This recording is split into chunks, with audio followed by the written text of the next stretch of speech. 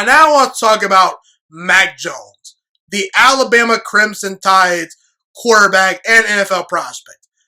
He's going to be entering the 2021 NFL draft this year, obviously, and I'm higher on Mac Jones than most people.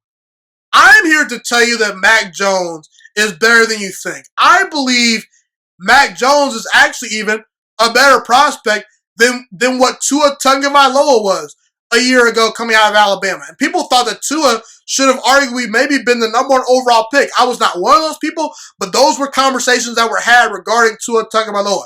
And Tua actually had a pretty decent rookie season. We'll see if he continues to, progress and become a great franchise quarterback. I have my doubts and I have my questions to a certain degree, but I do believe that Mac Jones is just as good, if not more talented, than Tua Tagovailoa. Now, the concerns and knocks that I hear about Mac Jones is he was carried by Alabama's great wide receiver core and running back core, tight end core. He was carried by Alabama. That's what people are saying out there.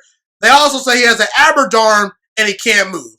And he also had 1 year of production at Alabama, which to me is a fair assessment because sometimes when you get into the conversation of a guy that only had 1 year of production, aka Dwayne Haskins, it could get a little bit rocky. Kyler Murray had 1 year as a starter in college. It worked out. Cam Newton, it worked out. Mac Jones, he had 1 great year at Alabama. We'll see how it works out,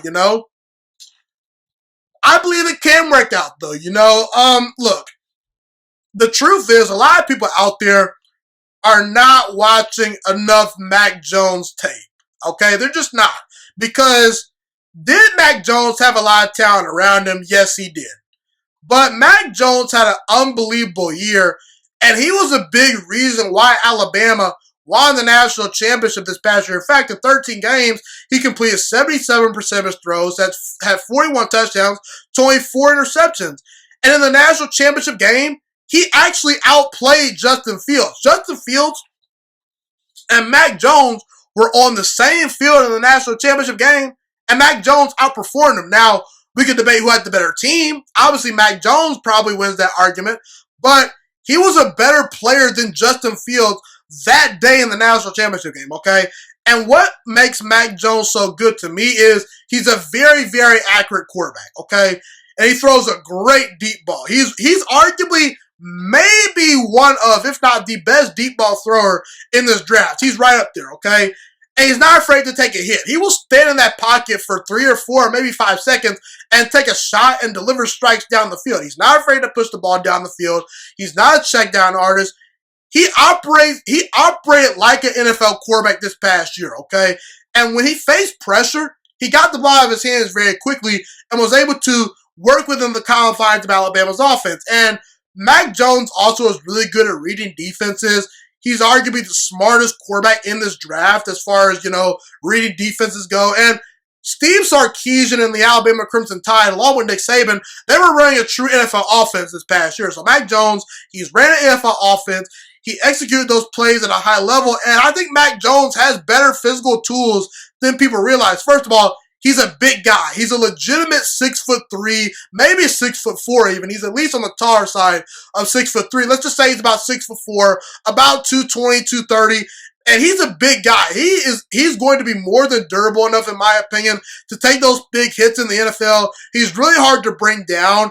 And he's able to, throw with not a lot of space around him in the pocket, He's a big guy where he could just shrug off defenders and, deliver a strike down the field, And like I said, he's not afraid to take a hit. And as far as his arm strength goes, I think his arm is actually very underrated as far as how strong it is. It's a very accurate arm, by the way. That's really the number one thing you need is accuracy in the NFL. I would say Mac Jones has Tom Brady's arm. And Tom Brady, in my opinion, has the most underrated arm in NFL history. Tom Brady can reel back and throw that 95 to 97 mile per hour fastball when he needs to. Tom Brady has more than enough velocity to consistently push the ball down the field and throw in the tight windows, okay? He's not quite as talented as the Aaron Rodgers of the world, but Tom Brady's the greatest quarterback of all time. And arm strength, to me, is a very it's a very overrated trait. pardon me, because you look at Jameis Winston, Jamarcus Russell, a lot of guys, even Ryan Leaf, they've had great arms that are really strong, but if you're not accurate enough and you can't control that arm, it doesn't matter, okay? And Mac Jones is able to move around in the pocket and get himself out of trouble when need be. I do worry about his ability to throw on the run a little bit just because I didn't see it a whole lot of Alabama.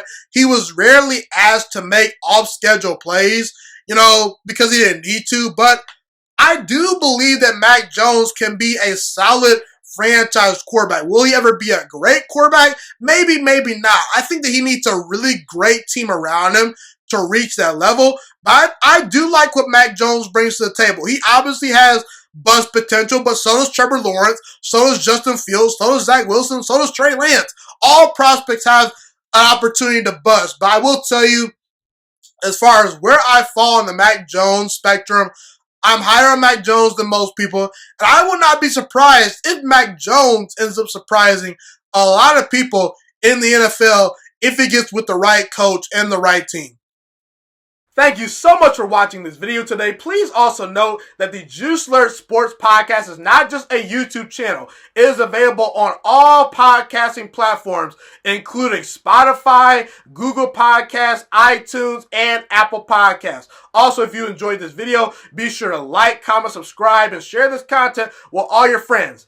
This podcast is my favorite thing in the entire world right now. It is my passion. And I want more people to listen to this podcast. I really want this podcast to grow.